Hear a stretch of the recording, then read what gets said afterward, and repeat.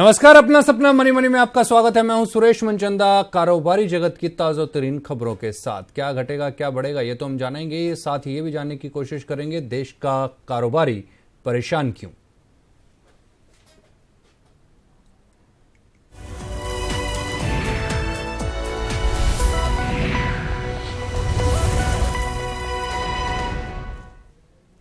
₹2 लाख से ऊपर का कैश लेन देन अब व्यापारियों के लिए सिरदर्दी बन गया है और अब व्यापारियों ने उसका विरोध करना शुरू कर दिया है। किसान अपनी फसल बाजार में लेकर के आ रहा है और साथ ही व्यापारियों से कैश की मांग कर रहा है और सरकार का बनाया ₹2 लाख से ऊपर कैश देने पर दंड का नियम, ये नियम जो है ये कारोबारियों के लिए एक बड़ी सिरदर्दी बन गया है।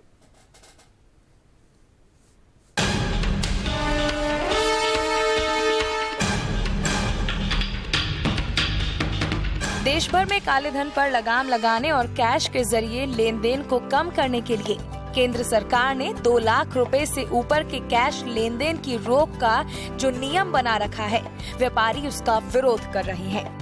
राजस्थान के व्यापारियों के संगठन राजस्थान खाद्य पदार्थ व्यापार संघ यानी RKPVS का प्रतिनिधि मंडल इस मुद्दे पर गुरुवार को वित्त राज्य मंत्री अर्जुन मेघवाल से मुलाकात करने जा रहा है।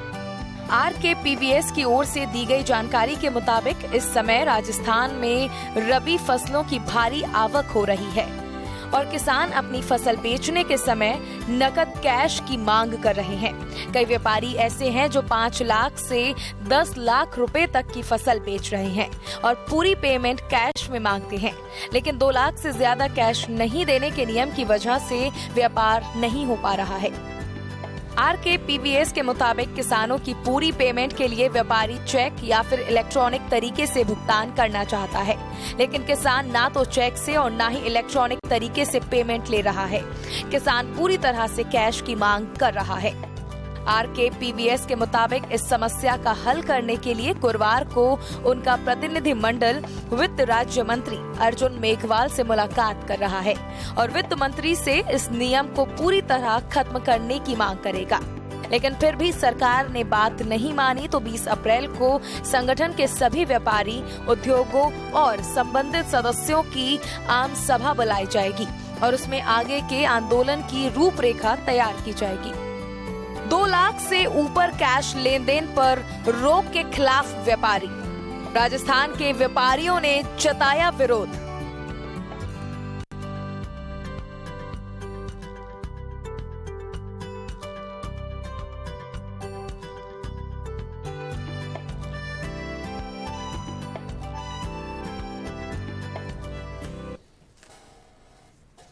यानी अगर आप ITR फाइल कर रहे हैं तो उसके दस्तावेज एक बार फिर से देखें और साथ ही साथ उसके साथ जो दस्तावेज आप अटैच कर रहे हैं वो पुख्ता हों, सही हों, नहीं तो आयकर विभाग का आपको सामना करना पड़ सकता है।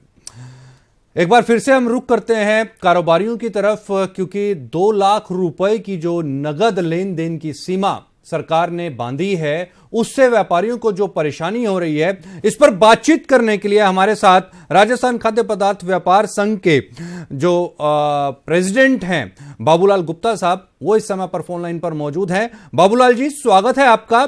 बाबूलाल जी, मेरा सीधा सवाल, ₹2 लाख की सीमा बांधी है सरकार ने कि ₹2 लाख से ऊपर का आप कैश नहीं दे सकते, परेशानी कहां पर आ रही है?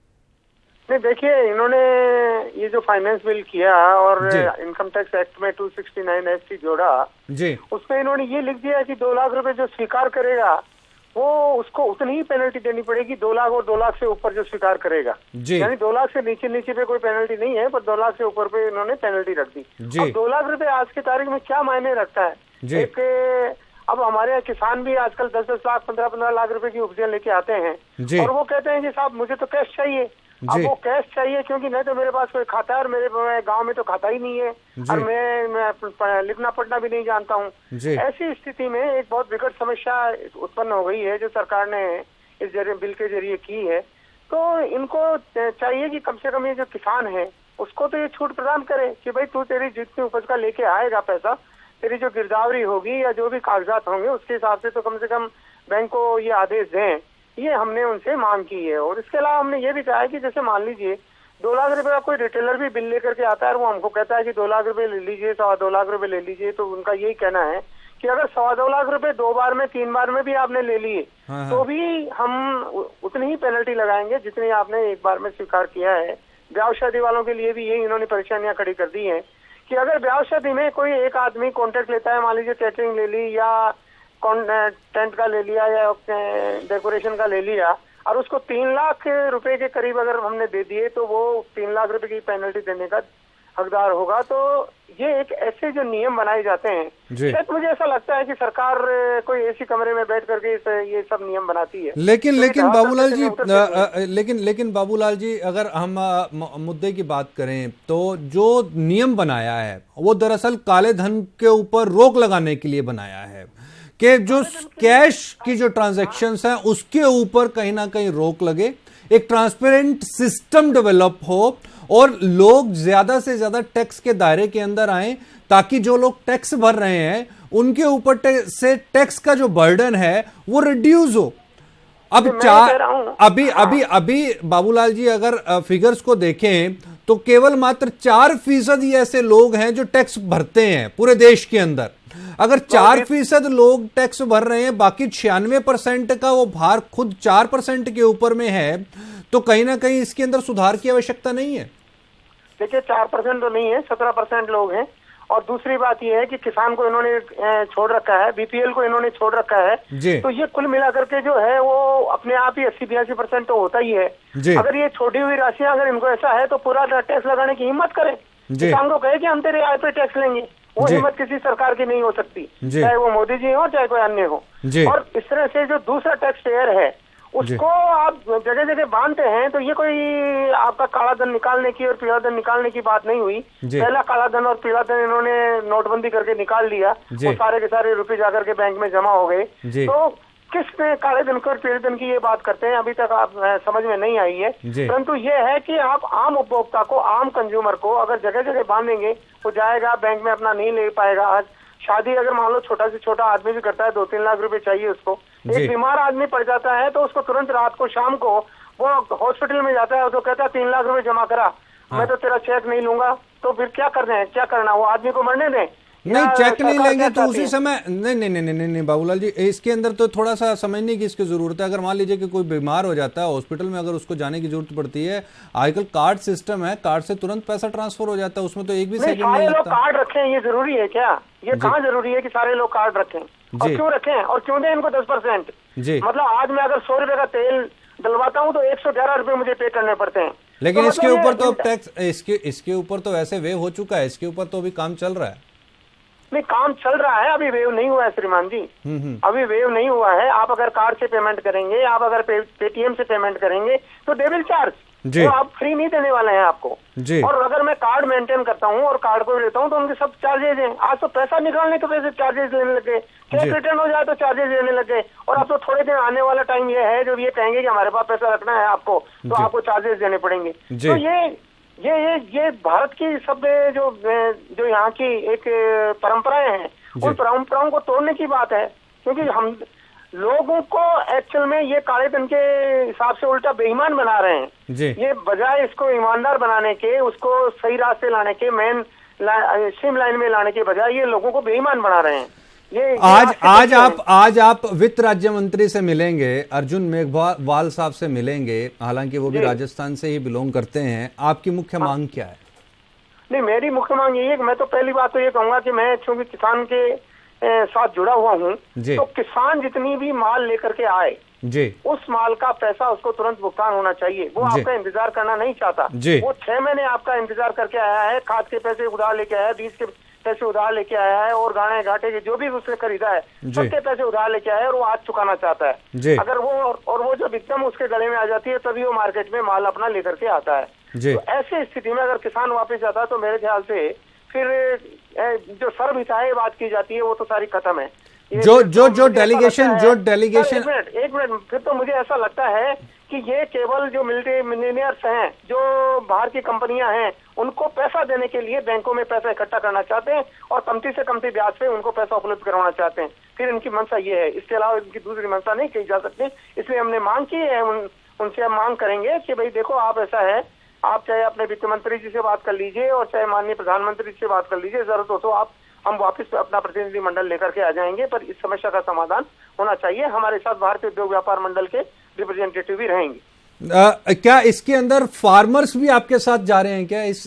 इसमें कोई फार्मर्स की तरफ से रिप्रेजेंट कर रहा है? फार्मर्स तो खुद तैयार है। हमारे यहाँ के जो बड़े नेता हैं रामपाल जाट जी, वो मुझसे कई बार कह चुके कि आप हमको शामिल क्यों नहीं करते हो। फिर हमने कहा कि भाई एक बार लड़ाई व्यापारियों को लड़ने दीजिए, अगर व्यापारियों की बात नहीं सुनेंगे तो किसान शामिल होंगे जी। क्योंकि किसानों को इसमें आगे रख करके चल रहे हैं और किसान की ही बात लेकर के आप जा रहे हैं और इस पूरे डेलीगेशन में किसान ही नदारद है। श्रीमान जी ऐसा है, एग्रीकल्चर मार्केटिंग एक्ट जो है जो प्रिवेल कर रहा है वो सारा रेगुलेट इसीलिए किया गया था कि किसान को अपनी उपज का सही दाम मिले, और अगर उसको सही दाम नहीं मिलता है तो इनकी सारी जो मशीनरी है और सारी जो कार्यवाहियां हैं वो फेल होगी। अगर ये मानते हैं कि आज भी ये मानते हैं कि 60% तो किसान ही है, बाकी और लोग हैं, तो अगर 60% किसान के हित में भी ये नहीं सोच पाते तो फिर क्या करेंगे? नहीं, सही दाम का और इसका तो आपस में कोई लेना देना नहीं हुआ। सही दाम है कैसे लेना देना है? कैसे? बाहर लोग मंडी के बाहर ऐसे जो इनके सामाजिक तत्व हैं और राजनीतिक सरपरस्ती प्राप्त है, वो बाहर उनकी उपज लेंगे, वो उन्हें पुणे दामों में मिलेंगे जी, कैश दे करके लेंगे, वो कैश दे करके जी। उनके पास आज की तारीख में भी कैश है। कैश अगर नहीं है तो जो मंडी में व्यापारी बैठा हुआ है उसके पास नहीं है, क्योंकि वो बैंक से लेन देन करता है। तो आजकल तो सरकार ने Twitter handles, Facebook, social media के ऊपर इतना कुछ एक्टिव किया हुआ है, वहां पर किसी ने कभी कोई शिकायत डाली है इस तरीके की? देखिए, न तो मेरा व्यापारी, जो छोटे छोटे व्यापारी हैं वो इतने प्रशिक्षित हैं और इतनी जानते हैं कि फेसबुक क्या होती है, सोशल मीडिया क्या होता है, और ना ही मेरा किसान आज जो है विज्ञ है इस बात से। अगर इस बात को नहीं जाने तो वो कृपा करके अपनी कोई रिसर्च करवाएं या कोई स्टडी करवाएं कि वाकई ये बात सही है या गलत। जी। अच्छा, मैं एक और चीज आपसे जानना चाहता हूं, आपके पास इसका सोल्यूशन क्या है? किसका सोल्यूशन? जो प्रॉब्लम, जो समस्या सामने है कि 2 लाख रुपए से ऊपर की अगर कैश लिमिट खोल दी जाती है, और जो सरकार की जो मंशा है, सरकार की मंशा साफ थी कि भाई काले धन को रोका जाए, कैश की जो ट्रांजैक्शन है उसको रोका जाए और ट्रांसपेरेंसी एक सिस्टम के अंदर डेवलप की जाए। इसके लिए आपके पास क्या कोई खाका है सरकार को देने के लिए? आज जब आप मिलेंगे वित्त राज्य मंत्री साहब से तो उसके लिए आपने कोई खाका तैयार किया? नहीं, बिल्कुल है जी। हमारे मंडी में जब ऑक्शन होता है, ऑक्शन होने पे मंडी का आदमी एक पर्ची काटता है, वो विक्रय पर्ची कहलाती है जी। उस विक्रय पर्ची में ये इंद्राज होता है कि ये किसान माल लेकर के आया है और इस व्यापारी को ये माल बिका है और इतनी मंडी टैक्स होता है जी। अब ये एक ऐसा डॉक्यूमेंट है जो उसको ही हमने ये इसमें प्रस्तावित किया है कि आप उस डॉक्यूमेंट के आधार पे ही किसान को पैसा दें, उतना ही पैसा हमको बैंक से दें जी। तो कोई न तो काला धन होगा, न पीला होगा, न सफेद होगा। लेकिन जो वो कैश को खर्च करेगा बाजार में, देखिए जो सेकेंडरी मार्केट के अंदर जब जाएगा, ठीक है, अब ये तो आपने अपनी तरफ की बात कर दी, जब वो बाजार के अंदर जाएगा जहां पर वो कैश में पेमेंट करेगा, उसका हिसाब किताब कैसे आएगा? हिसाब किताब इनका जीएसटी आ रहा है ना? नहीं, जीएसटी तो आ रहा है। नहीं, अगर जीएसटी को फेल समझते हैं तो काय को लेके आ रहे हैं? नहीं, जीएसटी समझते हैं तो जीएसटी आ रहा है जी। फिर लेन देन सारा होगा, अगर वो करेगा तो अपना पैसा लेगा और देगा और बिल कटेगा उसका जी। फिर उसमें तो कोई दिक्कत ही नहीं है जी। क्या प्रॉब्लम है जी? कहीं ना कहीं बाबूलाल जी, मतलब एक ट्रांसपेरेंसी और एक बुक की रिकॉर्डिंग होना लाजमी है। श्रीमान जी, ये ट्रांसपेरेंसी नहीं है, ये बुलावा है, ये हमारी परंपरा को तोड़ने का बुलावा है। और ये सीधी सीधी बात ये है कि ये मल्टीनेशनल्स को कम दामों में बैंकों से पैसा दिलवाना चाहते हैं, बैंक के पास पैसा रोकना चाहते हैं जी। सीधी सीधी बात ये है इसकी। क्यों नहीं मान लेती लोग? ये कंज्यूमर को ये समझाने की बात है, आपके स्तर पर समझाने की बात है कि ये जो सारे कानून लेके आ रहे हैं वो कोई उपभोक्ता के, कंज्यूमर के हित में नहीं है।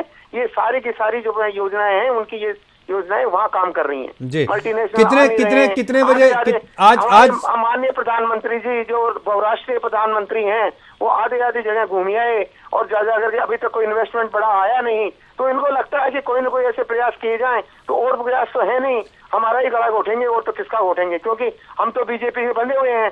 चक्कर ये है कि हमारा तो पल्ला इस चेयर के बंधा हुआ है, हम कहीं जा नहीं सकते, इनको ये पता है। जी जी।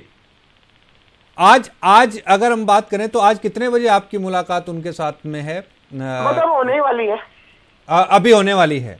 हाँ जी, शायद हो सकता है, मेरे ख्याल से मंत्री जी ये कह रहे हैं कि आपको रुकना पड़ेगा, तो मुलाकात कल भी हो सकती है आज की बजाय। जी, आज की बजाय कल भी हो सकती है। हमारी इस पूरी खबर पर नज़र बनी रहेगी। गुप्ता साहब, बहुत बहुत धन्यवाद आपका इस तमाम जानकारी के लिए।